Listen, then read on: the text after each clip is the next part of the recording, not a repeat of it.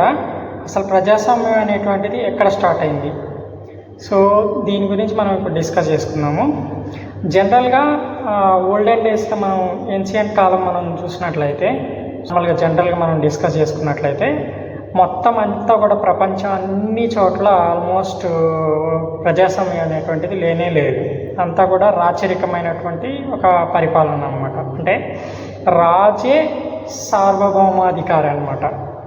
అంటే ప్రతి ఒక్క విషయంలోనూ రాజు తీసుకునేటువంటి నిర్ణయమే ఫైనల్ డెసిషన్ అనమాట. దీన్నే రాచరిక విధానం అంటాము. సో రాజే సార్వభౌమాధికారి అనమాట. ఇప్పుడు ప్రజాస్వామ్యంలో అయితే మనం చూసినట్లయితే ఏ ప్రజాస్వామ్యంలో అయినా కానీ రాజ్యాంగమే సార్వభౌమాధికారిగా ఉంటుంది అన్నమాట. కానీ ఓల్డెన్ డేస్లో అయితే ప్రపంచం మొత్తం అన్ని దేశాల్లో ఎక్కడైనా సరే మొత్తం అన్ని కంట్రీస్లో ఆల్మోస్ట్ రాచరికమైనటువంటి పరిపాలనలే ఉన్నాయన్నమాట. సో రాచరికమైనటువంటి పరిపాలనలో ఏమవుతుంది అంటే రాజు ఎంత ట్యాక్స్ విధిస్తే ప్రజలకి అంత ట్యాక్స్ కట్టాల్సింది. అది తక్కువ ఎక్కువ అని ప్రశ్నించడానికి ఉండదు. అది మొదటిది. రెండోది మనం గమనించినట్లయితే ఎవరైనా ఏదైనా తప్పు చేసినా లేకపోతే తప్పు చేయకపోయిన పొరపాటున అది రాజుగారికి తప్పు అనిపించినా రాజు ఏ శిక్ష విధిస్తే ఆ శిక్ష ఫైనలైజ్ అనమాట. అంటే ఆ శిక్ష తప్పు అని కానీ లేకుండా ఆ శిక్షను నేను అనుభవించనని కానీ చెప్పడానికి లేదనమాట. అంటే ఇక్కడ రాజుగారిని ప్రశ్నించే హక్కు ఎవరికీ ఉండదన్నమాట. అటు మంత్రులకు కానీ ఉండదు, ఇటు ప్రజలకు కూడా ఉండదు అనమాట. అంటే రాజు ఏది చెప్తే అదే. ఓకేనా? ఒక రాయల్ లైఫ్ అనమాట రాజుది. అంటే ఇంకా సింపుల్గా చెప్పాలంటే రాజే దేవుడు అన్నట్టు. ఇంకా ప్రజలు కానీ రాజ్యంలో ఉన్నటువంటి మంత్రులు లేకపోతే ఇంకెవరైతే సైనికాధికారులు ఎవరైతే ఉంటారో అది రాజు ఏది చెప్తే దాన్ని అనుసరించాల్సిందే. అది తప్ప రైట్ అనేటువంటి క్వశ్చన్కి ఇక్కడ స్థానం లేదన్నమాట. తప్పైనా సరే తప్పని తెలిసినా కానీ నువ్వు రాజుని ప్రశ్నించడానికి లేదు. ఓకేనా? ఇప్పుడు సపోజ్ ఫర్ ఎగ్జాంపుల్ నువ్వు తప్పు చేయలేదు కానీ రాజుగారికి నువ్వు తప్పు చేసావు అనిపించింది అనుకో, రాజుగారు ఉరిదీసేయమంటే ఉరిదీసేయాల్సిందే. అంటే మరణశిక్ష అమలు చేయండి ఈ పర్సన్కి అంటే ఇంకా మరణశిక్ష అమలు చేయాల్సిందే. సో ఇది ఇలా జరుగుతున్నప్పుడు 12th century అంటే 1215th year June 15th మాగ్నా కార్టా అనేటువంటి ఒక చార్ట్ని ప్రిపేర్ చేశారనమాట. సో ఈ మాగ్నా కార్టా అనేటువంటి చార్ట్ ఏంటి అంటే ఒక అగ్రిమెంట్ అనమాట. సో ఆ అగ్రిమెంటు ఎవరెవరికి మధ్య జరిగింది అంటే ఇంగ్లాండ్ రాజు అయినటువంటి జాన్ అంటే JOHN జాన్, ఆయన ఒక ఇంగ్లాండ్ రాజు అనమాట. 1215th centuryలో 1215th yearలో ఆయన ఇంగ్లాండ్కి రాజుగా ఉన్నాడు అనమాట. ఆయనకి రెబల్ బేరాన్స్ అనేటువంటి ఒక గ్రూప్కి మధ్యలో ఈ అగ్రిమెంట్ కుదిరింది. ఓకేనా? ఏంది ఈ రెబల్ బేరాన్స్ అంటే, ఈ రెబల్ బేరాన్స్ అనేవాళ్ళు, బేరాన్ అంటే ఇక్కడ మీనింగ్ ఏంటి అంటే మనం ఇంగ్లీష్లో కొట్టి చూసినా గూగుల్లో మనకు తెలుస్తుంది. బేరాన్ అంటే సింపుల్గా అర్థం ఏమని వస్తుంది అంటే ఏదేని ఒక వ్యవస్థలో కానీ లేకపోతే ఏదేని ఒక గ్రూప్కి కానీ ఆ మేజర్ పవర్ ఎవరైతే కలిగి ఉంటారో దాన్నే మనం బేరాన్ అంటాం అనమాట యాక్చువల్గా. సో ఈ రెబల్ అనేటువంటి గ్రూప్ ఏదైతే ఉందో ఈ రెబల్ గ్రూప్ని ఎవరైతే మేజర్గా మెయింటైన్ చేస్తున్నారో, ఓకేనా, అంటే అధికారి అంటారు కదా, ఈ ఒక గ్రూప్కి ఒక అధికారి ఉంటారు కదా, అట్లా ఈ రెబల్ గ్రూప్కి ఎవరైతే ఒక అధికారి ఉంటారో ఈ రెబల్ గ్రూప్కి ఇంగ్లాండ్ రాజుకి మధ్యన జరిగినటువంటి ఒక అగ్రిమెంట్నే మనం మాగ్నా కార్టా అంటాం. ఓకేనా? సో మాగ్నా కార్టా అనేటువంటిది ఒక చార్ట్ అనమాట. ఈ అగ్రిమెంట్ యొక్క మేజర్ ఇంటెన్షన్ అంటే ఈ అగ్రిమెంట్లో ఏం చేసుకున్నారు అంటే మొదటిది అంటే ఓవరాల్గా మనం చెప్పుకోవాలి అంటే ఈ మాగ్నా కార్టా యొక్క మెయిన్ ఇంటెన్షన్ ఏంటంటే రాజు యొక్క పవర్స్ని తగ్గించడం అనమాట. మేజర్ చెప్పుకోవాలంటే ఇది మేజర్ మాగ్నా కార్టా యొక్క మెయిన్ ఇంటెన్షన్. సో అంటే ఏంటి, నువ్వు రాజు అనే వ్యక్తి ఎవరైతే ఉన్నారో అతను రాజుగా కొనసాగుతున్నప్పటికీ అతని యొక్క డెసిషన్ అంటే అతను మాత్రమే సార్వభౌమాధికారిగా ఉండకూడదు. ఓకేనా?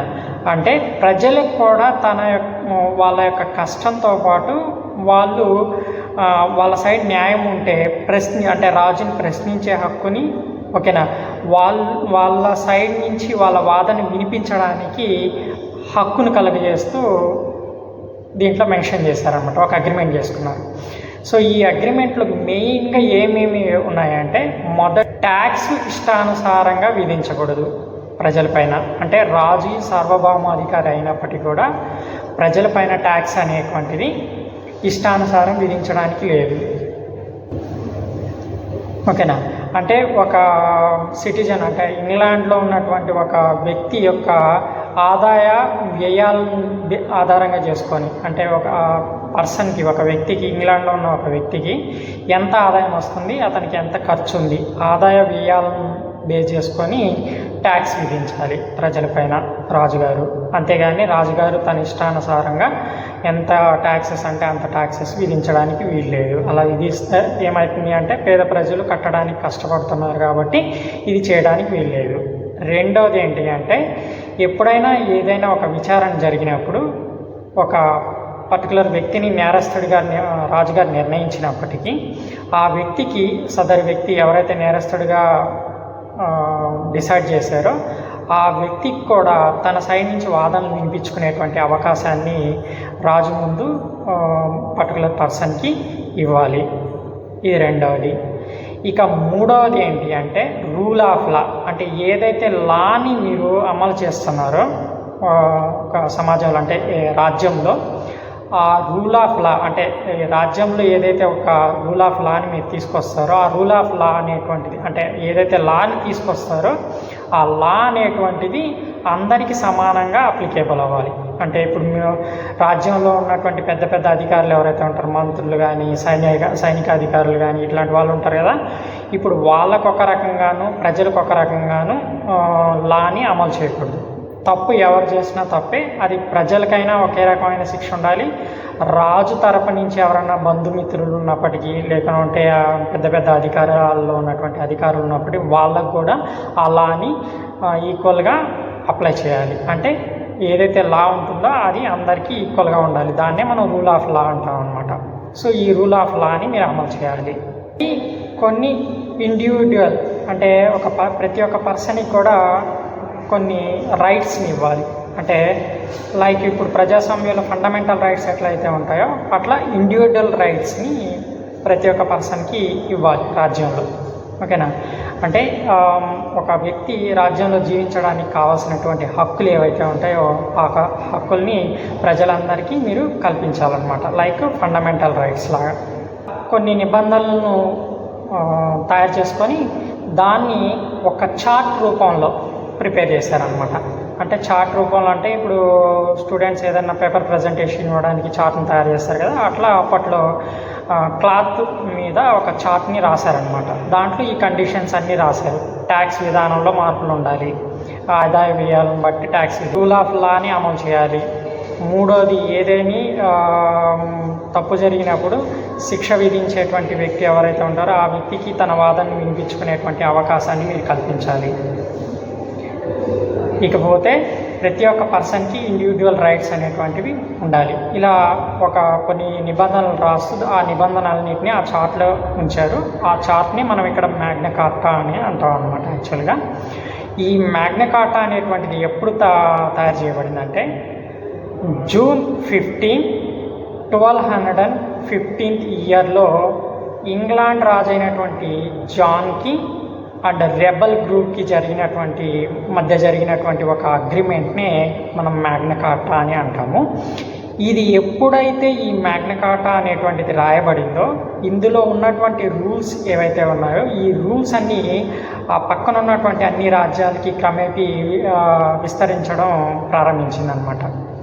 దానివలన ఒక ప్రపంచంలో దాని చుట్టుపక్కల ఉన్నటువంటి రాజ్యాలన్నిటిలో రెవల్యూషన్ స్టార్ట్ అయింది. సో దానివల్ల నీకేమైంది అంటే ఈ ఇంగ్లాండ్లోనే కాకుండా ఇంగ్లాండ్ చుట్టుపక్కల ఉన్నటువంటి అన్ని దేశాల్లో కూడా సేమ్ ఇదే డిమాండ్స్ని చేయడం స్టార్ట్ చేశారు ప్రజలు. ఓకేనా, అంటే రాజే సార్వభౌమాధికారిగా ఉండకూడదు, రాజుతో పాటు ప్రజలకు కూడా కొన్ని హక్కులు, తర్వాత కొన్ని అధికారాలు ఉండాలి. ఓకేనా, సో అనే విధంగా ఒక రెవల్యూషన్ అనేటువంటిది క్రియేట్ అయింది అనమాట. సో ఆ రెవల్యూషన్ అనేది క్రమేపీ కొంచెం కొంచెంగా అన్ని దేశాలకు విస్తరించడం వలన వచ్చినటువంటి కొద్ది సంవత్సరాల్లోనే, అంటే 16th సెంచరీ 17th సెంచరీ ఇట్లా వచ్చే కొద్దీ అది కాస్త ఏమైంది అంటే ఒక ప్రజాస్వామ్యంగా అవతరించిందనమాట. ఫస్ట్ అమెరికా ఈ మాగ్నా కార్టా నుంచి ఈ fundamental rights, rule of laws, తర్వాత ఏవైతే ట్యాక్స్ విధానాలు ఏవైతే ఉన్నాయో అవన్నిటిని కూడా అడాప్ట్ చేసుకొని వాటన్నిటిని బిల్ ఆఫ్ రైట్స్ కింద పెట్టి దాన్ని ఒక ప్రజాస్వామ్య రాజ్యాంగంగా తయారు చేసి ప్రజలకు అందించారనమాట అమెరికాలో. సో దాని నుంచి ఇంకొన్ని రాజ్యాలు ప్రజాస్వామ్య రాజ్యాలుగా తయారైనప్పుడు దాని నుంచి ఈ బిల్ ఆఫ్ రైట్స్ నుంచి మిగతా వాళ్ళు కూడా ఈ హక్కుల్ని ఏవైతే ఉన్నాయో, ఏవైతే మాగ్నా కార్టా నుంచి వచ్చిన హక్కులు ఏవైతే ఉన్నాయో వాటన్నిటిని మిగతా రాజ్యాలు కూడా, అంటే ఏవైతే ప్రజాస్వామ్యంగా కన్వర్ట్, అంటే రాచరిక పాలన నుంచి ప్రజాస్వామ్యంగా ఏవైతే దేశాలు కన్వర్ట్ అవ్వాలనుకుంటున్నాయో అవన్నీ కూడా ఆ రాజ్యాలన్నీ కూడా ప్రజాస్వామ్యం కన్వర్ట్ అయ్యేటప్పుడు ఈ మాగ్నా కార్టాలో ఉన్నటువంటి లాస్, ఆ రూల్స్ ఏవైతే ఉన్నాయో వాటన్నిటిని ఆ ప్రజాస్వామ్యంలో జాయిన్ చేసుకుంటూ వచ్చారు. సో అట్లానే ఇప్పుడు అమెరికా ఎట్లయితే రూల్ ఆఫ్ లాస్ రాసుకుందో, అంటే ఐ మీన్ ఫండమెంటల్ రైట్స్ని తీసుకుందో, బిల్ ఆఫ్ రైట్స్ కింద పెట్టిందో, దాని నుంచి మనము బిల్ ఆఫ్ రైట్స్ నుంచి మనం ఫండమెంటల్ రైట్స్ తీసుకొని మన ప్రజాస్వామ్యంలో కూడా మన ఫండమెంటల్ రైట్స్ కింద ఉంచుకున్నాం అనమాట. అట్లా అన్ని దేశాల్లో, ప్రజాస్వామ్యం ఏర్పడిన అన్ని దేశాల్లో ఈ మాగ్నా కార్టా నుంచి వచ్చినటువంటి రూల్స్ అండ్ రెగ్యులేషన్స్ ఏవైతే ఉన్నాయో వాటిని ఇంక్లూడ్ చేసుకుంటూ వచ్చారు. ఇప్పుడు ఆల్మోస్ట్ అన్ని ప్రజాస్వామ్య దేశాల్లో ఈ మాగ్నా కార్టాలో ఉన్నటువంటి కొన్ని లాస్ ఏవైతే ఉన్నాయో, అంటే రూల్స్ ఏవైతే ఉన్నాయో అవన్నీ ఇంక్లూడ్ అయ్యి ఉన్నాయన్నమాట. అందులో మెయిన్గా చెప్పుకోవాల్సింది rule of law and fundamental rights, దీన్నే ఇండివిజువల్ రైట్స్ అని కూడా అంటాము. ఓకేనా, ట్యాక్స్ విధానం ఏదైతే ఉందో అది కానీ ఇవన్నీ కూడా మాగ్నా కార్టా అనేటువంటి చార్ట్ నుంచే వచ్చిందనమాట. సో అందువల్ల మనం ఏం చెప్పుకుంటున్నామంటే ఇక్కడ ప్రజాస్వామ్యానికి బీజం పడింది ఈ 1215th సెంచరీ జూన్ 15th రోజున ప్రజాస్వామ్యానికి బీజం పడినట్టు మనం చెప్పుకోవచ్చు అనమాట. అంటే ప్రపంచ దేశాలన్నిటికీ కలిపి ప్రజాస్వామ్యానికి బీజం పడింది ఈ 1215th జూన్ 15th రోజున పడిందని మనం చెప్పుకోవచ్చు సింపుల్గా.